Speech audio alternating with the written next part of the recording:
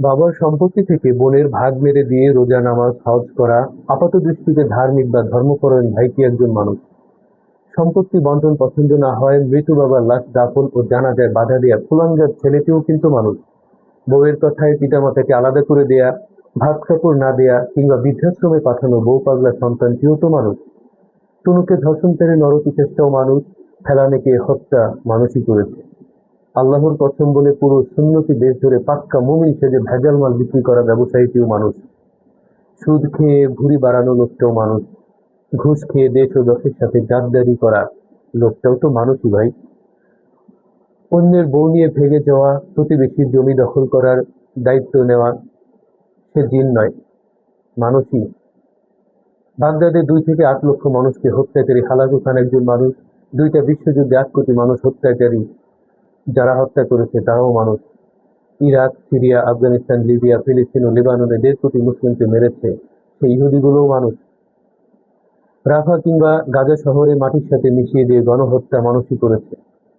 করোনাকালে সন্তানেরা বাবা মাকে রাস্তায় ফেলে গিয়েছিল, সেই সন্তানগুলোও তো মানুষ।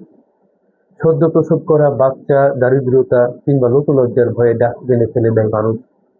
দেশে দেশে গণহত্যা করে মানুষ। মসজিদ, গির্জা ও উপাসনালয় ধ্বংস করে মানুষ। ধর্ম নিয়ে ব্যবসা করে মানুষ। সৃষ্টিকর্তার বিরুদ্ধে যুদ্ধ করে মানুষ।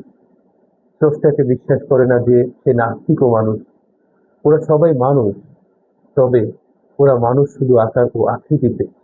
প্রকৃতিতে মানুষ হয়ে ওঠা ওদের হয়নি। আর যারা মানুষ নয় তারা হলো অমানুষ। প্রশ্ন হলো, অমানুষদের আমরা চিনব কি করে? মানুষ আর অমানুষদের চেনা বড্ড কষ্টকর। কারণ অমানুষগুলো যে মানুষের মতোই হাত পা চোখ নাক কান বিশিষ্ট, আলাদা করা যায় না কোনোভাবেই। আসলে প্রাণ থাকলে প্রাণী হয়, মন না থাকলে মানুষ হয় না। এই গোয়ার গাধা মানবদের প্রাণ আছে তাই প্রাণী, যেমন গবাদি পশুরা প্রাণী। এদের মান সম্মান হুঁশ জ্ঞান নেই, আত্মমর্যাদা নেই। মান প্লাস হুঁশ এই দুয়ে মিলে মানুষ। আপনার মধ্যে মান আর হুঁশ আছে কিনা একবার নিজেই দেখুন। দেখুন আপনার চারপাশে কতগুলো মানুষ আর কতগুলো অমানুষ রয়েছে।